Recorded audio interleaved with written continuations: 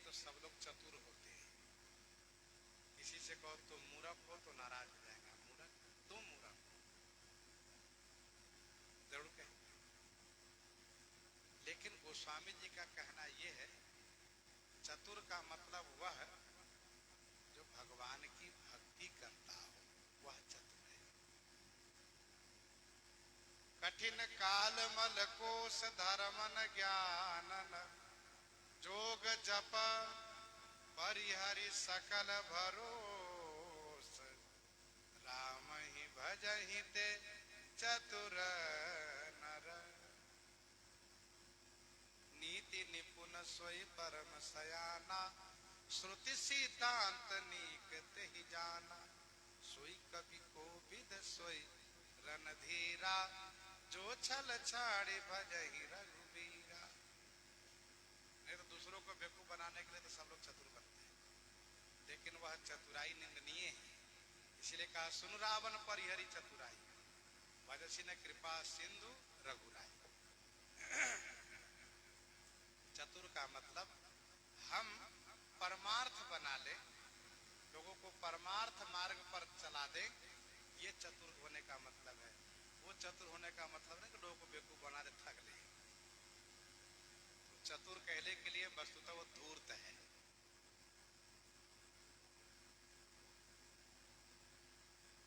एक राजा के दरबार में दो पंडित जी रहते थे।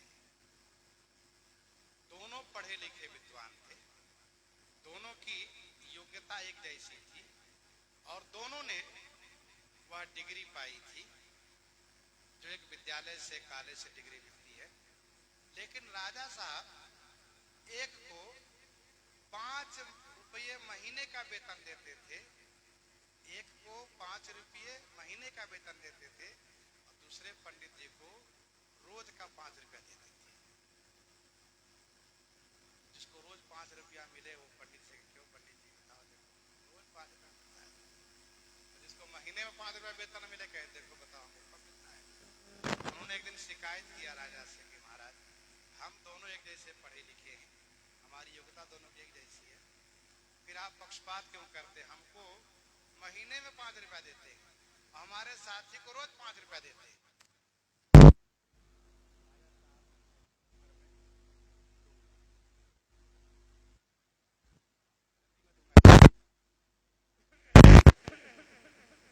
दूसरे दिन राजा साहब ने कहा, जिनको महीने में 5 रुपये वेतन देते उनसे कहा, पंडित जी मैंने आज बहुत बुरा स्वप्न देखा है। क्या देखा आपने? कहा पंडित जी मैंने स्वप्न में देखा है कि मेरे दांत गिर गए हैं। तो पंडित जी ने कहा ये तो बहुत बुरा स्वप्न है, इसका परिणाम आपका राज्य समाप्त हो जाएगा, आपके जीवन में दुख विपत्ति आएगी, दुख होगा आपको। अच्छा कहा। फिर उसी स्वप्न की बात को जिसको नित्य 5 रुपया देते हैं उन पंडित जी से कहा, पंडित जी मैंने आज बहुत बुरा स्वप्न देखा है। क्या स्वप्न देखा? कहा सपने में मैंने देखा मेरे सारे दांत गिर गए। कहा महाराज ये तो बहुत शुभ स्वप्न है। शुभ स्वप्न है? कहा महाराज इस सपने में दांत गिरने का मतलब आपको धन मिलेगा, आपका मान सम्मान बढ़ेगा, आपकी बड़ी प्रतिष्ठा होगी। राजा बड़े खुश हो गए।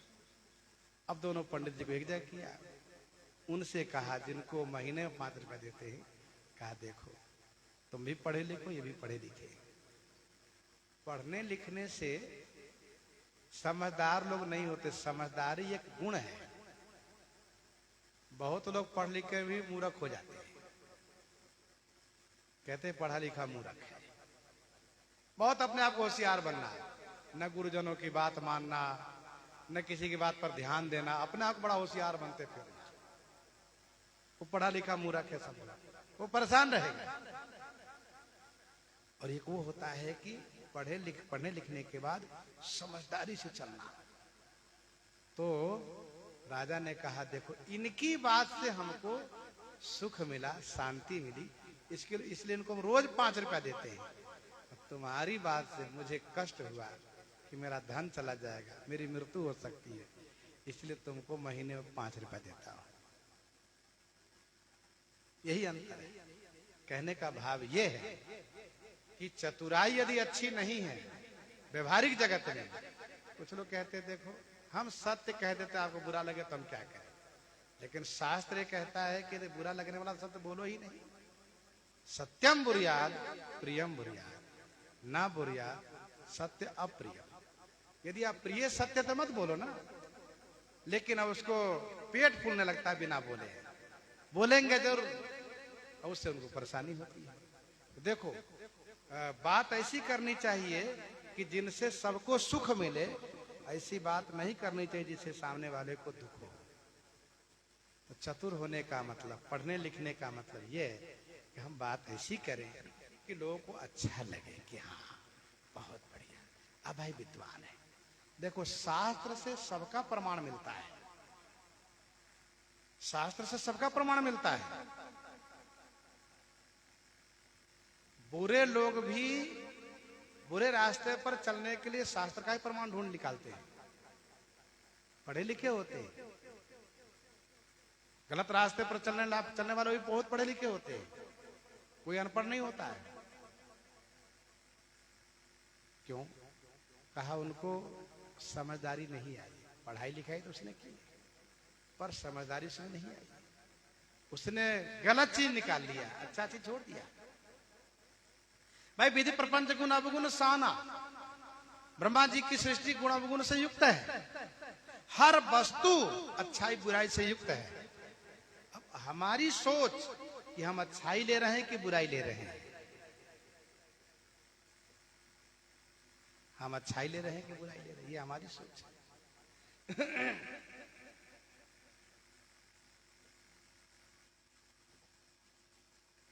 ऐसे श्री बनवारी दास जी महाराज, आहा, सदाचार संतोष भूत सबको हितकारी, बड़े सदाचारी थे। सदा आचरण का कभी त्याग नहीं करते थे, धर्माचरण। संतोष, हमेशा संतुष्ट रहा करते थे। ये भी बहुत बड़ा गुण है, समझो बहुत बड़ी कृपा है भगवान की।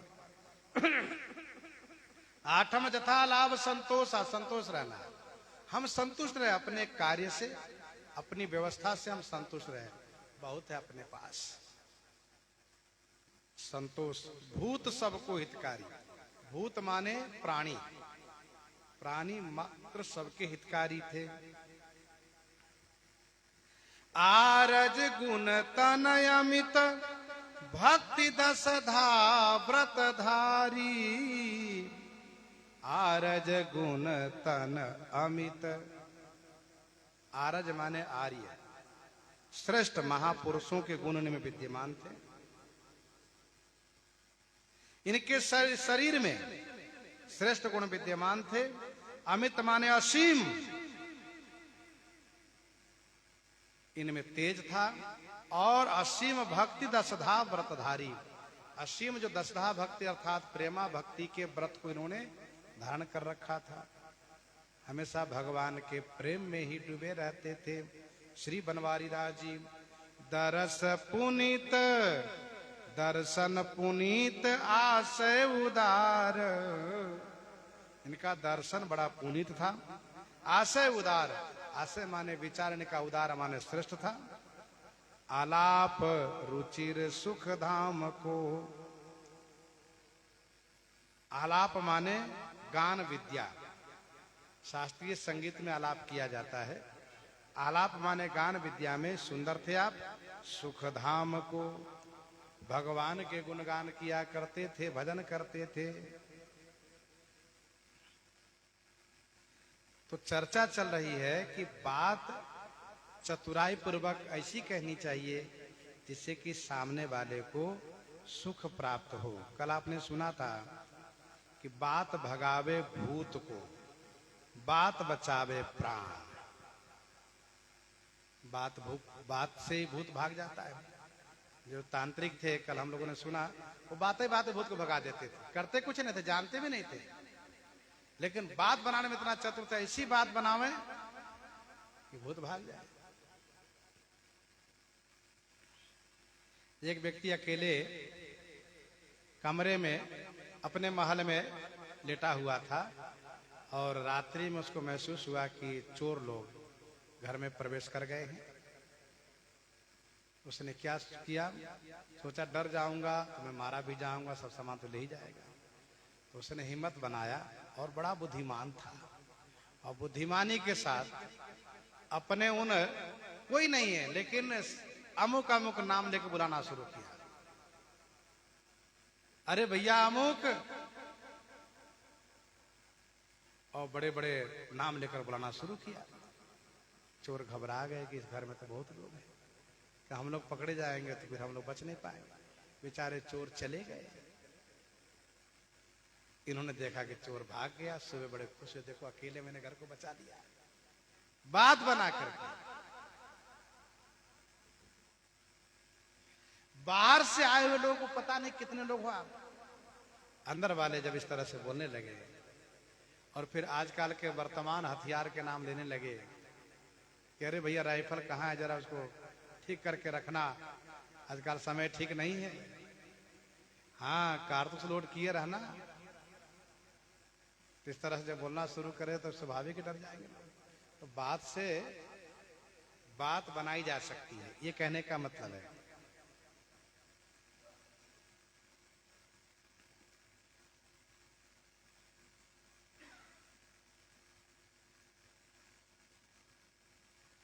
गोस्वामी तुलसीदास जी महाराज रहीम जी दोनों चित्रकूट में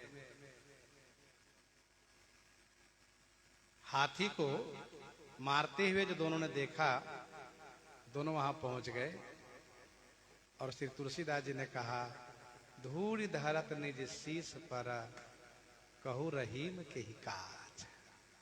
रहीम जी ने कहा, जही रज मुनि पत्नी तरी सो ढूंढत गजरा। बस इतनी बात कह देने से राजा की आंखें खुल गई और हाथी बेचारे मुक्त हो गए, मृत्यु से बच गए। तो बात से प्राण बच जाता है।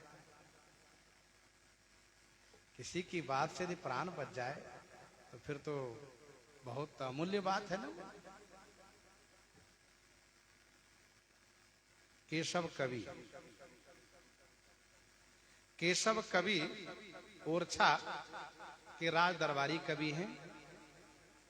इन्होंने प्रिया नामक एक ग्रंथ बनाए, प्रिया नामक ग्रंथ बनाए और वह ग्रंथ उन्होंने ओरछा नरेश को भेंट में दिए। ओरछा नरेश इनसे बड़े खुश हो गए और खुशी में केशव कवि को 1 लाख रुपया और एक हाथी भेंट में दिए। और इसके बाद कहा राजा ने, ओरछा नरेश ने, आप खुश हैं, आप प्रसन्न हैं ना? मैंने 1 लाख रुपये दिए हैं, एक हाथी, आपकी इस कविता के बदले। तो कवि ने कहा, केशव कवि ने कहा, आप प्रसन्नता से दिए, ये मेरे लिए बहुत है। सम्मान से पान भी मिल जाए तो वो बड़े ही सुखद है। इसलिए आप देने में खुश है, बहुत अच्छा है। और सम्मान पूर्वक पान मिल जाए तो भी बहुत सुखद होता है। अन्यथा मेरी एक बात पर 1 लाख रुपया और एक हाथी मिलता है। ये जो मैंने प्रिया नामक ग्रंथ लिखा है, इसमें तो बहुत सी बातें हैं। तो ओरछा नरेश ने कहा, क्या प्रमाण है कि आपकी एक बात पर 1 लाख रुपया और एक हाथी मिल जाता है? तो कहा, आप मुझे मौका दीजिए और अपने गुप्तचर को मेरे साथ लगा दीजिए, मैं जल्दी प्रमाणित करा दूंगा कि मेरी एक बात पर कैसे मुझे 1 लाख रुपया भेंट में मिलता है, एक हाथी मिलता है। देखो बात का महत्व होता है। एक डॉक्टर अपने वहां पर बैठे रहते हैं और मरीज जाता है, थोड़ा सा देखा, थोड़ी सी बात किया, अब वो जानकार है तो उसकी उतनी फीस है, फीस मिल गया। वैसे का 500 फीस है, 1000 फीस है, दो बातें की आवश्यकता नहीं है। बाकी लोकल डॉक्टर है, झोला छाप लिए घूम रहे हैं, घंटों यो रोगी को समझा रहे हैं, देने का 10-20 रुपया दे दिया।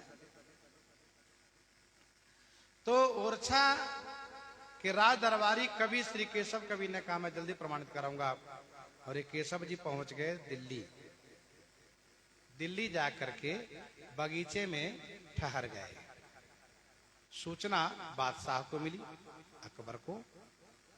तो अकबर बड़े खुश हो के भाई ओरछा के राज दरबारी कवि आए हैं, केशव कवि नाम तो सुन रखा है। तो बीरबल को बुलाया, बीरबल से कहा जाओ और केशव कवि को सम्मान पूर्वक राज दरबार में ले आओ। बीरबल आए। तो बीरबल जब आए तो जैसे बीरबल को आते हुए देखा, केशव कवि ने उनकी तरफ पीठ कर दिए, मुंह फेर लिए और इसके बाद पीछे घूम के देखने लगे।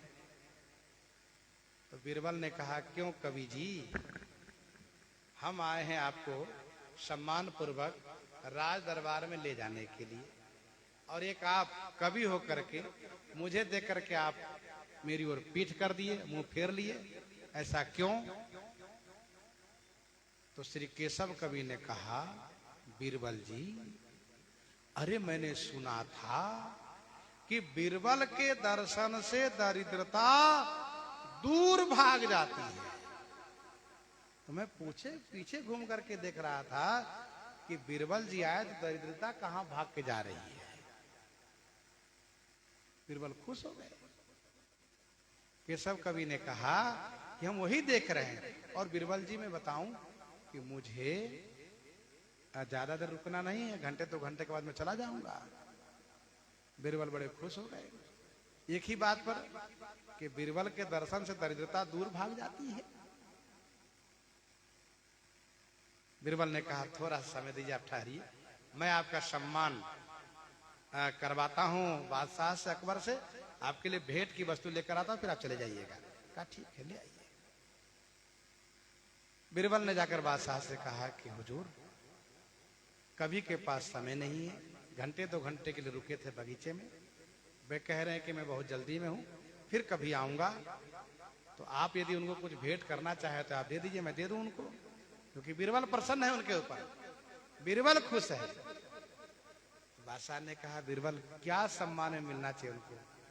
तो बीरबल ने कहा हुजूर, केशव कवि है, राज दरबारी कवि है, उनका बड़ा नाम है, तो तसी पूजा चाहे जस देवता, मेरे विचार में कम से कम 1,00,000 रुपया दक्षिणा और एक हाथी भेंट में तो मिलना ही चाहिए उनको।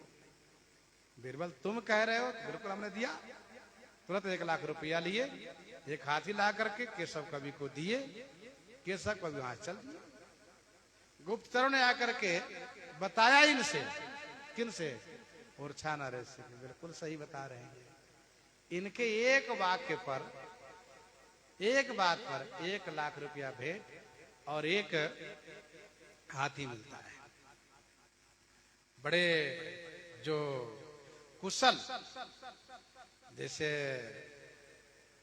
हम लोग के यहाँ के जो सुप्रीम कोर्ट है, सबसे बड़ा कोर्ट है, हाई कोर्ट है, लोअर कोर्ट है, तो उसमें जो एडवोकेट होते हैं, वकील है। अब सुप्रीम कोर्ट के वकील है तो वो क्या करते हैं, जा करके जज के पास अपना वक्तव्य देते हैं। अब सुप्रीम कोर्ट के जो जितने जाने माने बड़े बड़े वकील है, उनकी फीस बहुत है। कोई लोअर कोर्ट है, अब उसके जानकारी उतनी नहीं है, तो उनको उतनी फीस नहीं, थोड़ी सी फीस है, तो बोली का महत्व तो होता ही है। जो जितने अच्छे गायक है, जो उतने कुशल है, वक्ता है, उनको उतने अधिक सम्मान होता है कुशलता पर। एक बार किसी कारणवश अपने राम भी कोर्ट में गए थे, लोअर कोर्ट की बात है, तो एक वकील को जज ने बुलाया वहां के, तो वे ऐसे आए कि बेचारे को ठीक से पहनावा नहीं था।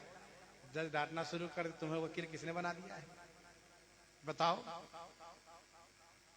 तुम्हारा वो पहचान कहाँ गया, ठीक से तुम हो भी नहीं, तैयारी के साथ नहीं आए हो, क्या बोलोगे? बेचारा चुप हो गया। क्या मिलेगा उस वकील को बेचारे को? तो कहने का भाव यह है कि चतुराई, तो चतुरता पूर्वक बात जब कही जाती है तो उसका बड़ा महत्व होता है।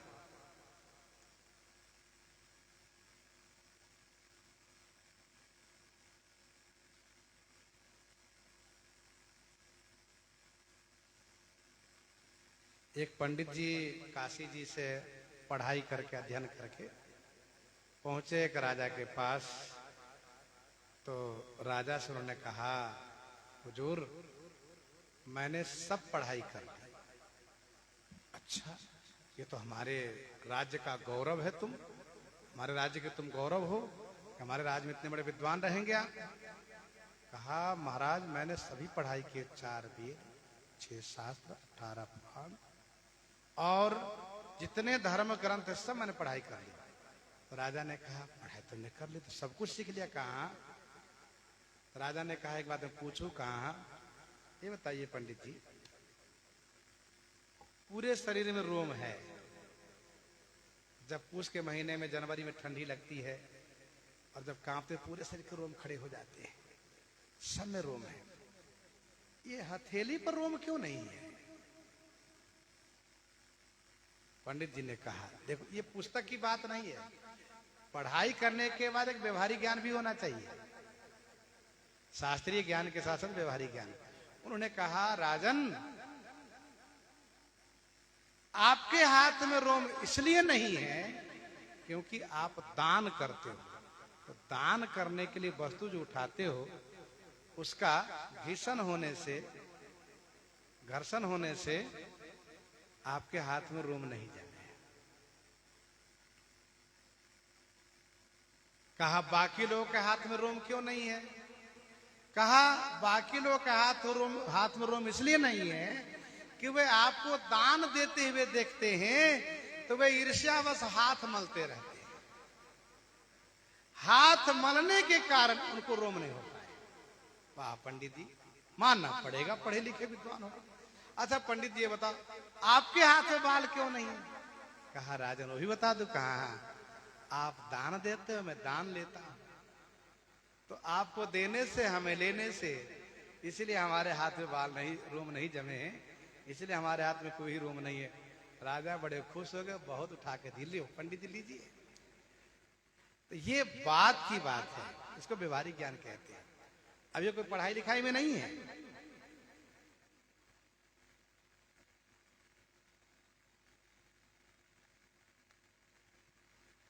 जैसा कि हम आप जानते हैं, ब्रह्मा जी जब उत्तर नहीं दे पाए तो हंस भगवान का अवतार हुआ, भगवान हंस रूप में आकर के उत्तर दिए सब। तो कभी कभी चतुराई यदि नहीं है तो बोलती बंद हो जाती है। कुछ लोग ऐसे प्रश्न कर देंगे कि बोलती बंद हो जाती है। इसलिए वक्ता के लिए कहा कि वक्ता में गुणे होना चाहिए, दृष्टांत कुशल हो।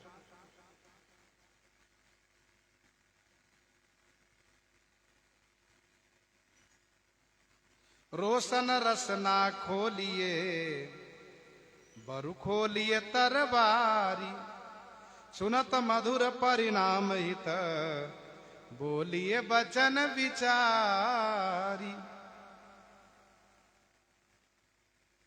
श्री बनवारी दास जी के पास एक सत्संगी आते थे सत्संग करने के लिए।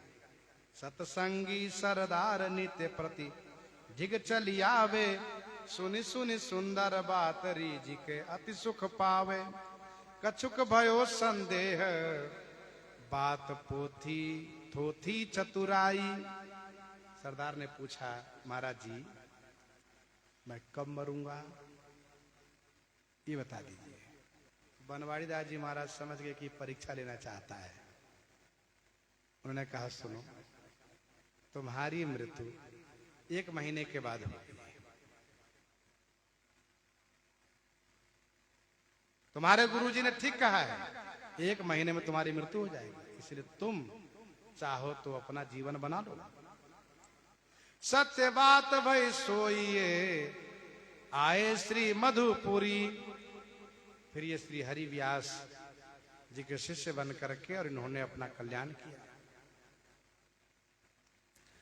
वैसे राजस्थान में बनवारी दास जी का जन्म हुआ, खंडेलवाल ब्राह्मण में, और ये फिर वृंदावन आए और यहीं पर रह गए। खूब भजन किए।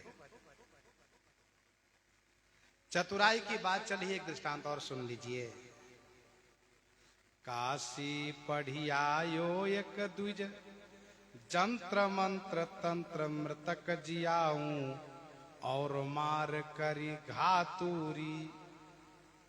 एक विद्वान काशी से पढ़ करके आ रहे थे।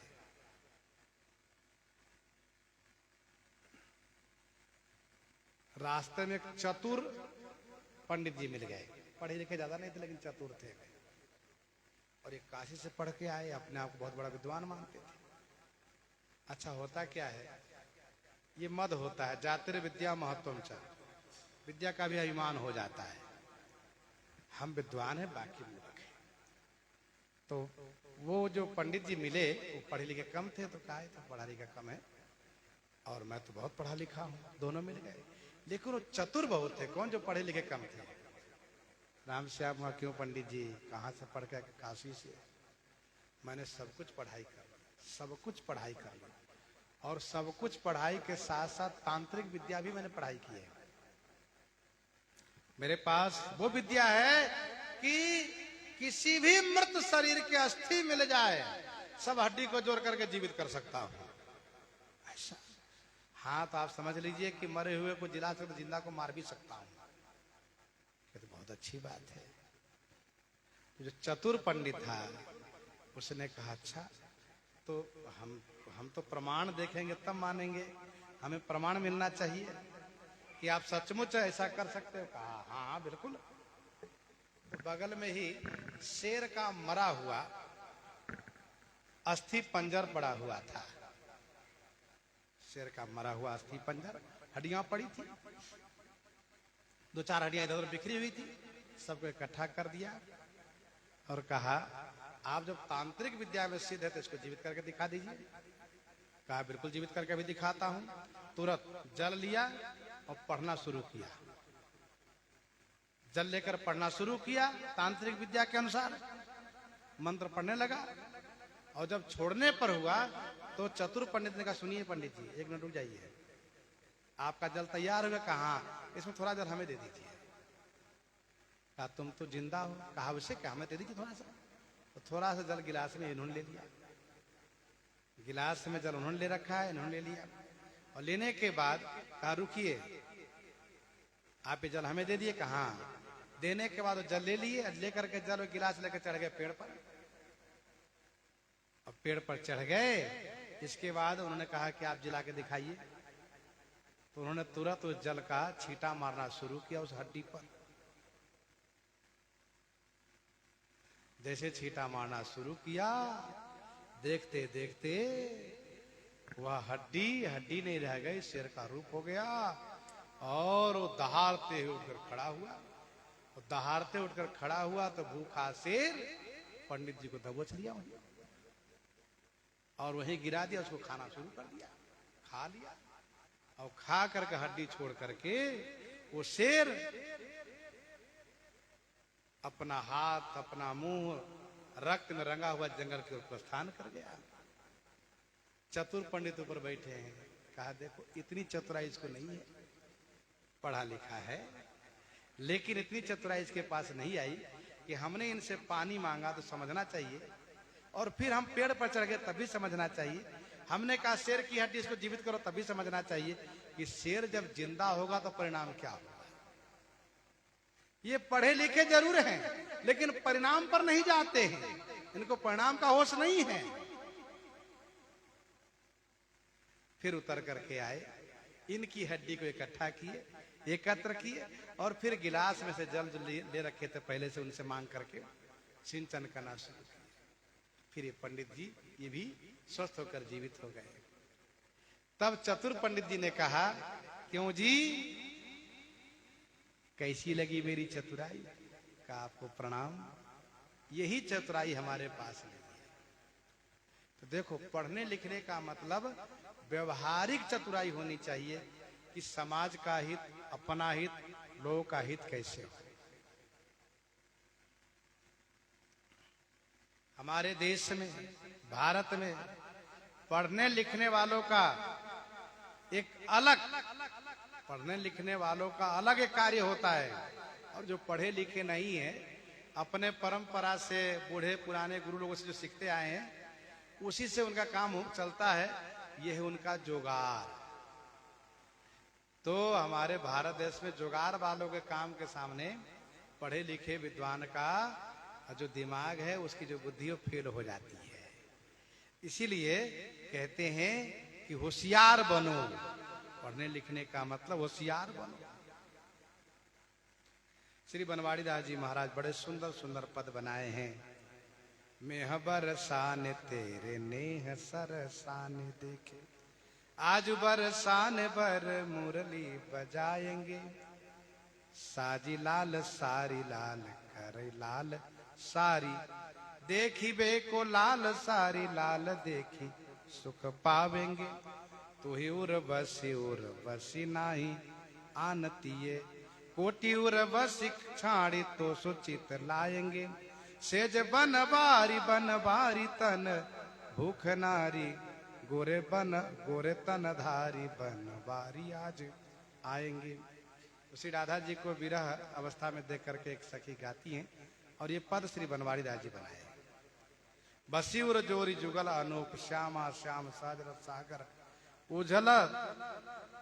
उझलत सुभग स्वरूप। इस प्रकार से बड़े सुंदर सुंदर पद कवित गाए हैं। इन्हीं के साथ आज सीताराम सीताराम सीताराम सीताराम सीता